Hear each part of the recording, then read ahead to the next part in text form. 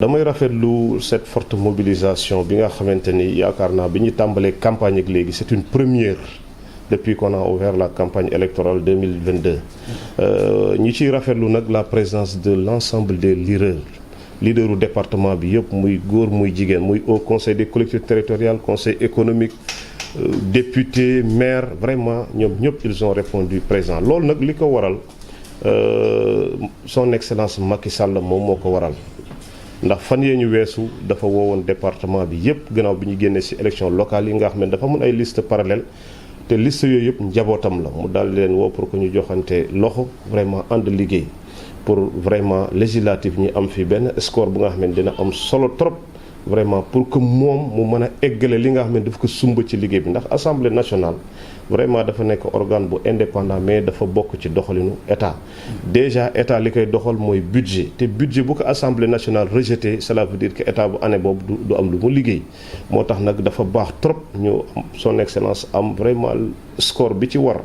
fële ci assemblée nationale ba nga xam ne programme yi nga xam ne sumb na ko réalisation yi mu def ak perspective yi nga xamante ni man ci position bi ma nekk di DAGE ministère collectivité locale xam naa ni ci programmation yi nga xamante ni moom la état du Sénégal programmé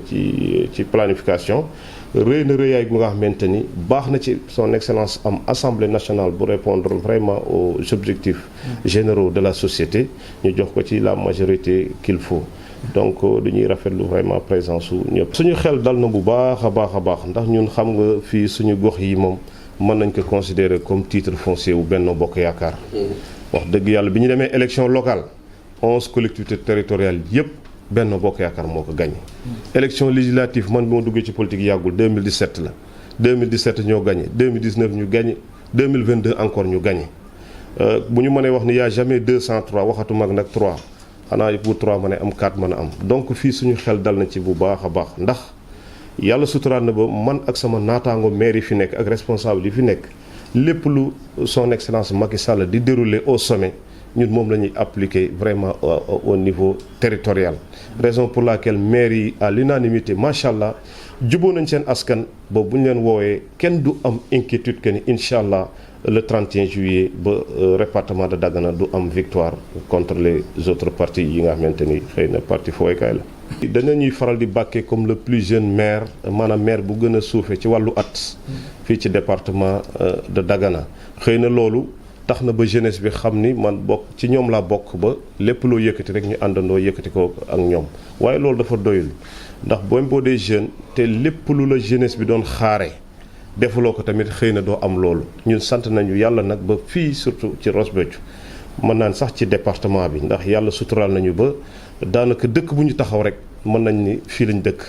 moo tax suñu loxo di dem un peu partout raison pour laquelle programme yi ñu jot a déroulé pour la jeunesse moo xam muy financement ak lu ñu leen accompagnement yi ñu leen defal ci seen activité sportive yi tout ça tax na ba tey vraiment fu ñu leen woo ñu wuyu sinu te lii nag duggulet élection locale yi tamit nii la meloon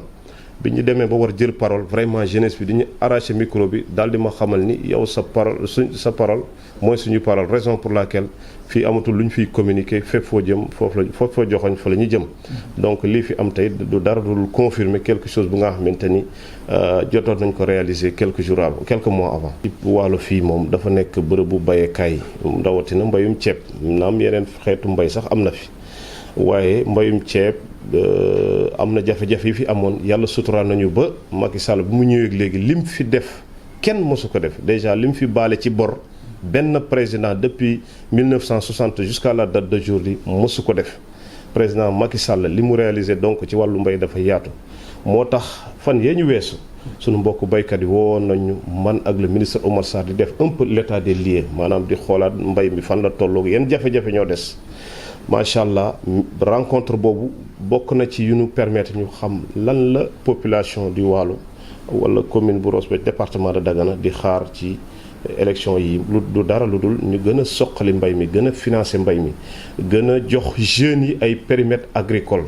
gën jox leen aussi ay financement yi nga xamante ni dañ leen gunge ba ñu mën a réaliser projet yi nga xam ne dañ ko bëgg a développer en matière agricole fii ci Waalo. Tout d'abord je remercie tous les responsables du département pour être présents vraiment à la cérémonie d'aujourd'hui donc de meeting vraiment départemental pour les législatives de 2022. Donc si vous avez constaté que vraiment l'ensemble des responsables ont répondu présent à l'invitation de la commune de Ross Béthio, c'est parce qu'on a un leader qui sait vraiment unir ses disciples, qui est son Excellence Macky Sall. Donc à une date récente, il avait convié l'ensemble des responsables du département de Dagana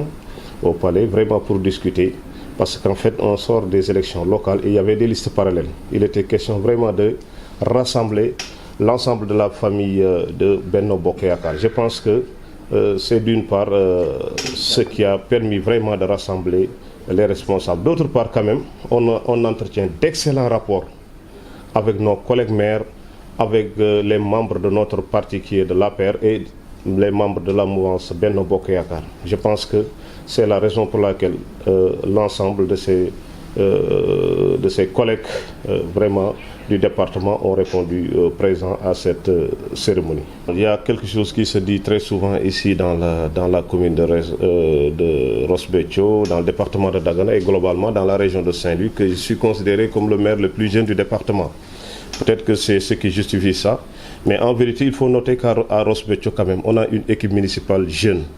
Et puis une équipe municipale qui répond à l'ensemble des questions posées par la jeunesse. En ce qui concerne la création d'emplois, vraiment le financement des jeunes, des femmes aussi. Mais en tout cas, côté jeunesse, l'équipe municipale est en train de dérouler un programme vraiment très intéressant dans lequel la jeunesse s'y retrouve très bien. Voilà, cela explique le fait que les jeunes vous ont empêché à prendre la parole aujourd'hui. Oui, on peut dire que c'est la seconde fois consécutive parce que lors des élections locales aussi, c'était le cas. Je n'ai pas pu prendre la parole, la jeunesse m'a arraché le micro, vraiment. Et je me suis dit que donc ma parole, c'est la parole de la jeunesse. C'est pourquoi je leur ai rendu gratuitement le micro. Ça s'est réitéré aujourd'hui, donc une manière de vraiment confirmer que entre ma personne, l'équipe municipale que je dirige et la jeunesse, on peut considérer que vraiment c'est juste une unité. Ce qu'on a dit, c'est des messages qu'on a lancés à la jeunesse, qu'on a lancés aux femmes, qu'on a lancés à toute la population du Waalo, qu'on a intérêt à voter pour Benno Bokk Yakaar compte tenu des programmes vraiment très intéressants que le président, son Excellence Macky Sall, est en train de dérouler. Vraiment, on a vu beaucoup de choses réalisées en un temps record. Et par ma position dans l'État, vraiment, je peux vous assurer qu'il y a d'autres programmes beaucoup plus intéressants